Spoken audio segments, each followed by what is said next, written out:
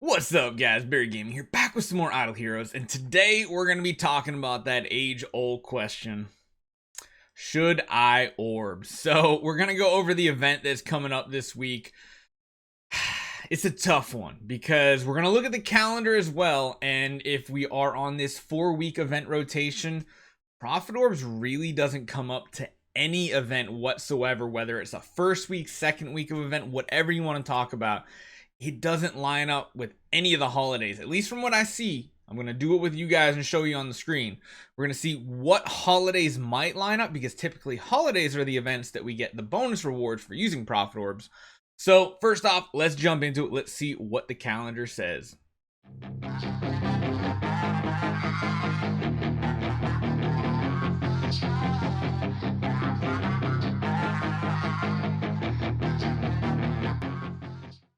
Okay, so today when I'm recording this is the Thursday, the 19th. It's the event night. So essentially 19th, 20th, that's the Thursday, Fridays when new events go live. So if we jump 4 weeks from today, that comes up to September 16th. Nothing special there, right? We go 1, 2, 3, 4. The 14th of October, again, nothing there. Halloween starts probably on the 28th, 29th, the 14th. In the middle of no man's land. There's nothing coming up there. Let's go 4 more. 1, 2, 3, 4. We got the second week of November. Again, there's nothing really there. The third or the fourth Thursday of the month is going to be Thanksgiving. We also have Black Friday. That's 2 weeks well ahead. So that's no way, even if there's like a 2-week event, still doesn't line up with anything. So let's go 1, 2, 3, 4. We get the 9th of December. Again, seems like nothing there. There's nothing going on. Christmas is going to start probably 2 weeks after that. Again, it seems like everything is lining up for a heroic summoning event. Yes, it looks like every single holiday again this year is lining up with heroic summons. That is very, very interesting. Even past the first of the year, we're going to 1, 2, 3, 4. You know, that's a week after New Year's. So again, we're missing it, but just barely. The only thing it could sync up with maybe Chinese New Year, but every single big event is lining up with heroic scrolls this year. So what do you do with your Prophet Orbs? You already have 320. You're going beyond that 320. When do you use your scroll, or not your scrolls, when do you use your Prophet Orbs? Because everybody's waiting and waiting and waiting. And this week you're probably deciding again, should I use my Prophet Orbs? Well, let's talk about some of the changes coming to the game.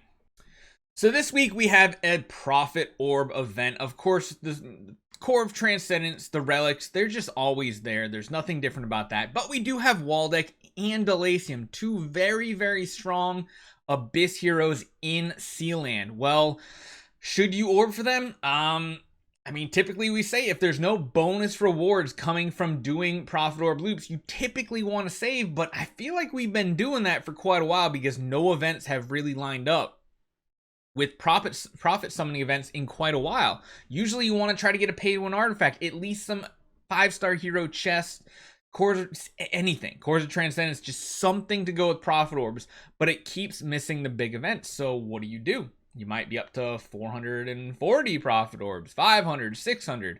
I know I'm like way up there as well.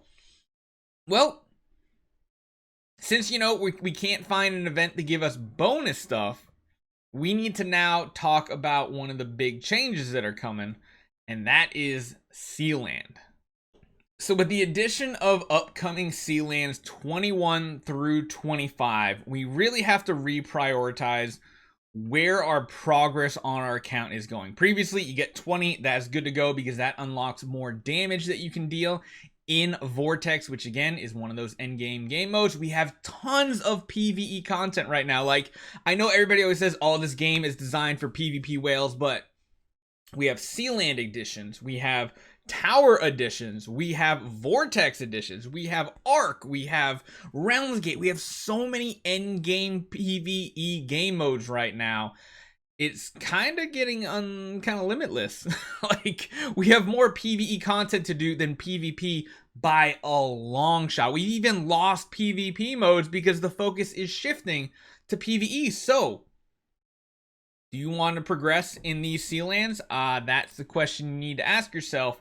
There are multiple fights in every single difficulty. You're going to be getting a ton of 4-star shard income. You're going to be getting tons of income for your Celestial Island as well. There's so much to be had from this update to Sealand that I think you have to now decide, do I need Waldeck and Delacium in order to progress in Sealand? But there's a big catch too, because this Sealand 20 to 25 is very difficult. Neither of these two heroes do anything outside of Sealand, so this is where you really have to weigh in. Now, to give you a little bit more transparency to decide what factions you want to try to push to 25 first, because again, I don't think 21 to 25 give any bonuses like in Vortex or anything. It's just going to be giving you more fodder and those home materials. This is what the Tap server has done for Sealand 25, and it was not easy. That is a V4 Transcendent Sword Flash. You'll notice she has that little crown. That is, I believe, the new icon that is shown when you have one of your V4 heroes in the new home on Cloud Island, I believe it's called, in Celestial Island. So this is where they're giving an aura bonus to your team based on the other heroes that are in her house with her. You have a V4 Sherlock for CC, you have an 8-star Sherlock, and then you have 2 V3 Fionas. All of these had upgraded splendid artifacts. I think we had like a antlers, I believe. Hold on, I know I had it written down. There was an antlers on the Sword Flash. There were demon bells and crowns on the Fionas. There was an upgraded Rui and a crown on the Sherlock. So I mean, it takes a lot to get this done. It is not something that is going to be very easy or immediately obtainable by the good majority of players. Now, the whales out there will probably find a way to do it, but it's not like a build one hero finish Sealand scenario anymore. You're going to need multiple E5s and support heroes in every single faction in order to clear all the way to 25.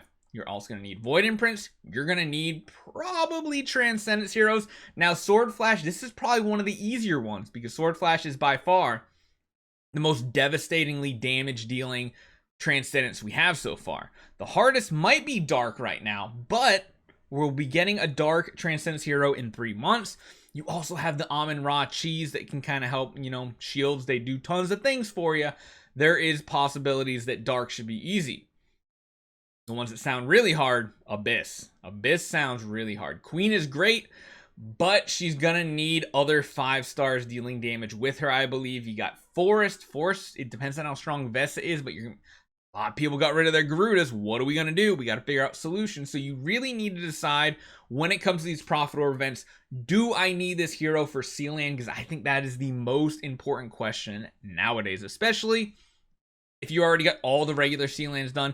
Now, of course, if you're not even 2 Sealand 20 in a faction, you need to focus on heroes that are going to give you the progress and get you Sealand 20 checkpoints so you can get more 4-star fodder income, all that stuff. But I want to show you guys what it looks like on the Tap test servers right now. Now, it can change how to actually clear Sealand 25. And the final thoughts, if you still don't even have 320 Prophet Orbs, you should just be saving. Just save. Get the 320 at the minimum. Keep that, and then every couple months that you get up to like 400, 480, 560, then you can consider spending a couple loops for heroes and food that you might need.